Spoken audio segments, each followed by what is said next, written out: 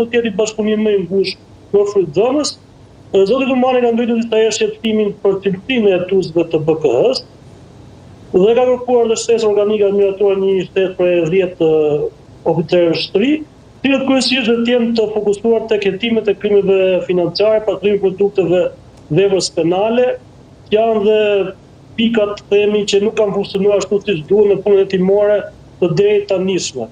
Mos harrojmë që nuk është thjesht ngritja e akullës nga ana e prokurisë posaçme, dërgimi në gjyq dhe marrja e dënimeve nëse konfirmohen nga gjykata në gjithë shkallën gjyqësore, por mendimi im është që prokurori aktual Dilkuzi Spaku do të ketë në fokus tij që gjitha proceset të fundit, në vitet e fundit, përfundojnë në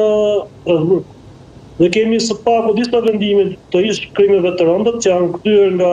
gjykata e Strasburgut,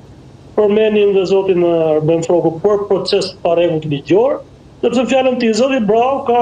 cituar që do të rriti standardet e ligjshmërisë në zbatimin e punës së prokurisë posaçme dhe BK-s që varen nga prokuria posaçme gjatë kryesës së hetimeve. Po nëse thehen disa procese ligjore nga Strasburgu për proces pa rregull ligjor, ke shumë për të korrigjuar punën tënde, nuk duhet të fokusohet prokuria të thotë mbaruan punën se konfirmohet gjykata lart me mospranim rekursi apo gjykata kushtetuese. Unë theksoj se ka shumë hetime pasurore, të cilat palët janë drejtuar Strasburgut, dhe duhet të jenë kujdesshëm punë tyre mos rrezikojmë një faturë tjetër beketit, pasi së paku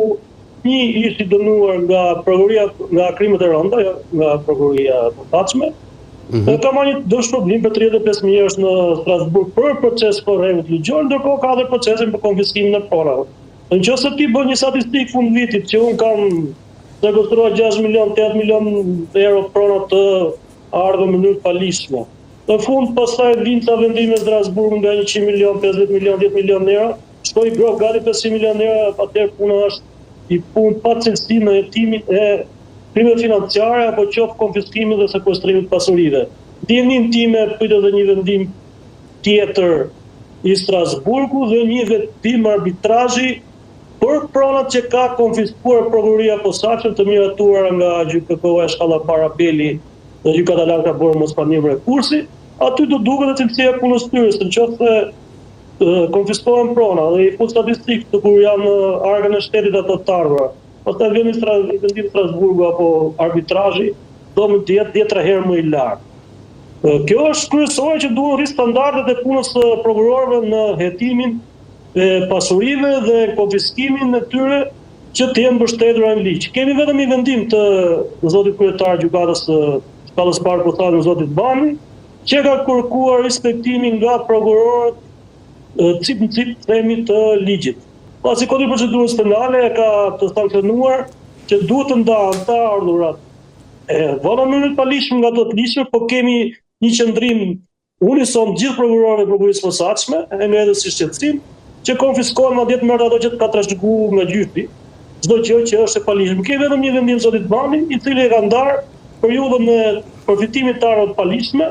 me ato të ligjshme dhe ka një vendim shumë të mirë. Prestojmë që gjykatat më të lloj standardi, pasi fatura do të jetë shumë kripa që do paguhen me vendimet e Strasburgut për gjatë të arbitrazheve. Avokat, më thoni në opinionin tuaj, sepse ndiqni për shkak të punës dhe profesionit, dosjet më të nxehta kanë qenë në epokën Dumani apo na presin edhe dosje më të nxehta në epokën Braho, në këtë 3 vjeçar të ardhshëm në SPAK? Kanë qenë të nxehta ato të zotit Dumani, sepse çetosh të marrësh pandeu ish presidenti Ilir Meta, po ish presidenti kryeministri Berisha, apo qoftë dhe zëvendës kryeministra, ti kesh personal në tim apo kryetarin e Bashkisë Tiranës.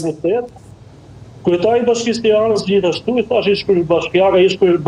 kryebashkiak detyrë me vendimin e gjykatës kushtetuese. Është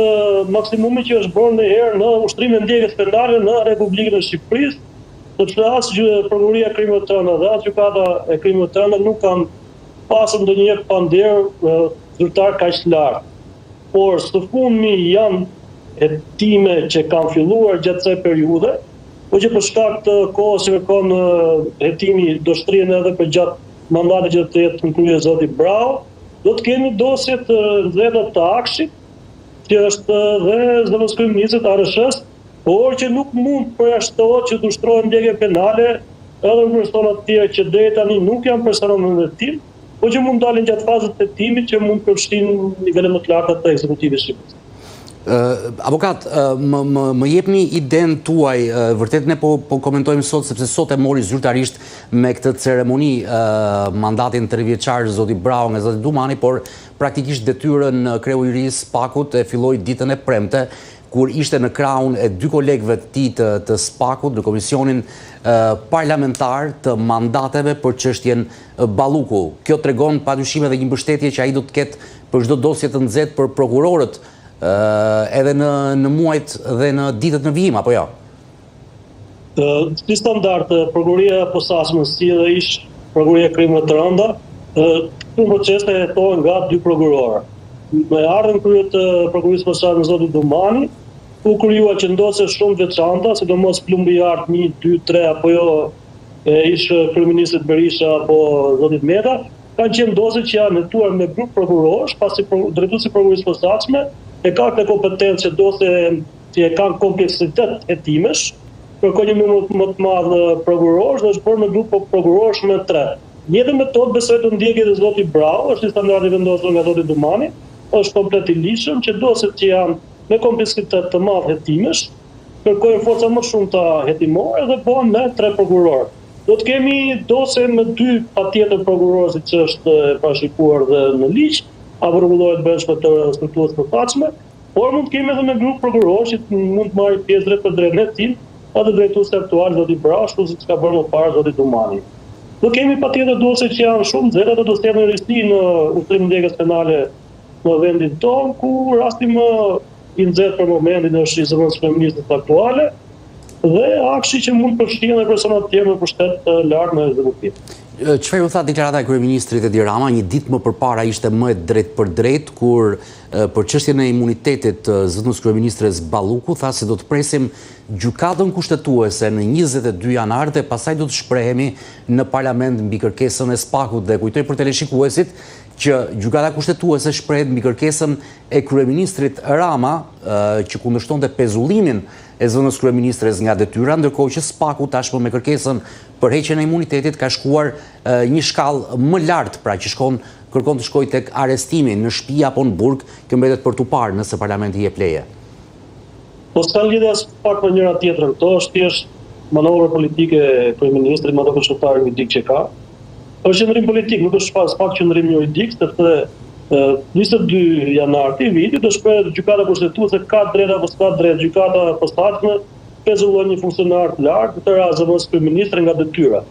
Por ndërkohë kemi masën e ankimuar në apelin GKK-s nga zëvendës kryeministrit aktuale, e cila vendimi i GKK-s apelit ka shfuqizuar pjesërisht vendimin e shkallës së parë, duke lënë fuqi vetëm kufizimin për daljen jashtë shtetit të zëvendës kryeministrit aktuale, por ka rrëzuar vendimarrjen e shkallës së parë për sa i përket pezullimit. De jure kjo është xha e mbyllur me vendimin e apelit të GKK-s. Apeli i GKK-s ka vendosur ta shfuqizojë pjesërisht vendimin e gjykatës shkallës së parë kundër korrupsionit dhe krimit të organizuar, duke lënë fuqi vetëm pjesën e kufizimit daljes jashtë shtetit dhe ka shfuqizuar atë për sa i përket pezullimit. Dhe në njëjtën unison mendoj të tjetë dhe gjykata kushtetuese, pasi do të marrë një vendim që ka të bëjë me pezullimin, po nuk po kërkohet më pezullimi, po kërkohet arrestimi. Arrestimi është i parashikuar në kodin e procedurës penale, nuk ka lidhje me kushtetuta këtu. Kushtetuta parashikon një proces rregull ligjor, as kujt mund të hiqet kufizohet liria pa një vendim gjykate.